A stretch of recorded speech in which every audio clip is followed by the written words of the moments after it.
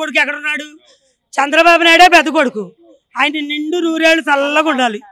అది ఇప్పుడు తెల్లారందే వచ్చిస్తున్నారు మంచంలో. అప్పుడు మన ఇంటికి వచ్చి అలాగమ్మా. అంటే పెద్దవాళ్ళతో పాటు వికలాంగులు, మన ఇంట్లో ఎవరైనా వికలాంగులు ఉంటే వాళ్ళకి 3000 నుంచి 6000 చేశారు. చాలా బాగుంది. 3000 నుంచి ఒక్కసారిగా 6000 చేయడం అంటే అంటే కుటుంబానికి మనకి ఎంతో కొంత ఆసరా. ఆయన ఆలోచన తీరు ఎలా ఉంటుంది చంద్రబాబు గారు? నాకు మామూలుగా నేను వికలాంగులన్నా, నాకు ఆ టైంలో 3000 వచ్చేది. ఇప్పుడు నాయుడు గారు మన పవన్ కళ్యాణ్ గారు రాగానే ఒకేసారి 6000 చేశారు. అంటే 6000 అంటే రోజుకి 200 పడుతుంది. నాలాంటి పని చేసుకోలేని వ్యక్తికి రోజుకి 200 అంటే గవర్నమెంట్ నుంచి సాయం మామూలు సాయం కదా. అది ఒక మనిషి సగటుకాలం జీవితకాలం బతికేసుకోవచ్చు. నెలకు 6000తో రోజుకి 200. ఇదిగా ఆలోచిస్తున్నా కూడా ఇంకా ఏదో అది చేయలేదు ఇది చేయలేదు లేకపోతే వీళ్ళు అసలు మనం ఎవరైనా సరే పుట్టకంగానే కోటీశ్వరులతో పుట్టరు. వాళ్ళకైనా కొంచెం టైం ఇవ్వాలి. కొంచెం టైం ఇవ్వాలి. టైం ఇచ్చిన తర్వాత మనం చూడాలి. వీళ్ళకి 5 సంవత్సరాలు టైం ఇచ్చారు, ఏం చేయలేదు. వీళ్ళకి ఇవ్వాలి. వీళ్ళకి కూడా టైం ఎంతో కొంత ఇవ్వాలి కదా. 1 సంవత్సరం అయింది ప్రస్తుతానికి. రోడ్లు మనకు అభివృద్ధి ఉండాలి, రవాణా వ్యవస్థ బాగుంటే పరిశ్రమలు వస్తాయి, ఉద్యోగాలు వస్తాయి, డబ్బులు జనరేట్ అవుతాయి. మంగళగిరి తెనాలి రోడ్డు ఉంది ప్రజెంట్. అయితే రేవేంద్రపాడు నుంచి తెనాలి దాకా రూట్ బ్రహ్మాండంగా వేస్తున్నారు.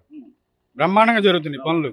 అట్లాగా టైం ఇస్తే ఒకేసారి రాష్ట్రం అంతా ఒకేసారి వేయాలంటే ఎక్కడికక్కడ సిస్టమ్ మేనేజ్మెంట్ చేయాలి కదా. అందుకనే గవర్నమెంట్ కూడా టైం ఇచ్చి నాకు ఆ పథకాలు రావట్లేదు ఈ పథకాలు రావట్లేదు అని కాకుండా కొంత సమయం ఇవ్వాలి గవర్నమెంట్ కూడా. అప్పుడే లోటుబాట్లు తెలుస్తాయి.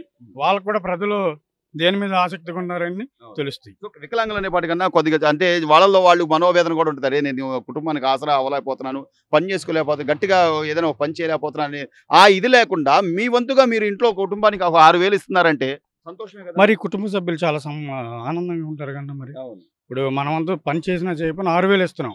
ఇప్పుడు నాయుడు గారు పవన్ కళ్యాణ్ గారు కలిసి 6000 ఇస్తున్నారు. బ్రహ్మాండంగా చేస్తున్నారు. వీడు ఖాళీగా ఉండట్లేదులే, ఎంతో కొంత చేతికి ఆసరాగా ఒక 6000 ఇస్తున్నారని ఇంట్లో వాళ్ళు కూడా ఆనందపడతారు కదా. శుభ్రంగా 100కి 100% కూటమి ప్రభుత్వం చక్కగా చేసుకుంటా పోతుంది.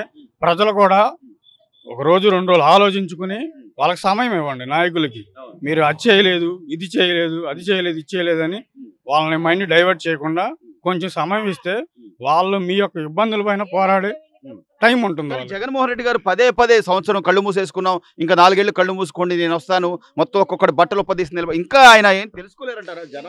జనాల నాడి కానీ జనం ఎందుకు మనకి ఇట్లా ఇచ్చారు అనేది.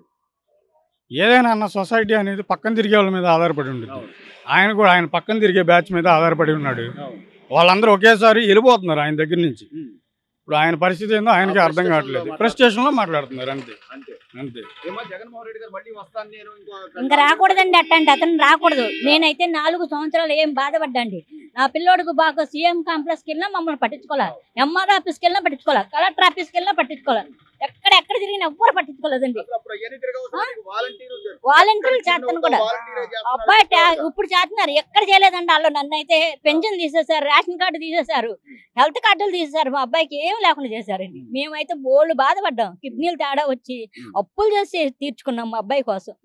ఇప్పుడు కూడా కష్టపడి చేయాల్సి వస్తుంది. ఇంకా అస్సలు లేదండి. ఇంకా అసలు అట్లాంటి వాడు వచ్చినా ఇది లేదు. పరదాలు కట్టుకుని తిరిగినోడికి జనం సమస్యలు ఏం అర్థమవుతాయి? పరదాలు కట్టుకుని తిరిగావు నువ్వు, నీకు జనం సమస్యలు ఎలా అర్థమవుతాయి? ఇప్పుడు చంద్రబాబు నాయుడు గారు జనంలో తిరుగుతున్నాడు, లోకేష్ బాబు జనంలో తిరుగుతున్నాడు, లోకేష్ బాబు అందరూ నాయకులందరూ జనంలో తిరుగుతున్నారు. వాళ్ళకి అర్థమవుద్ది కష్టం సుఖం.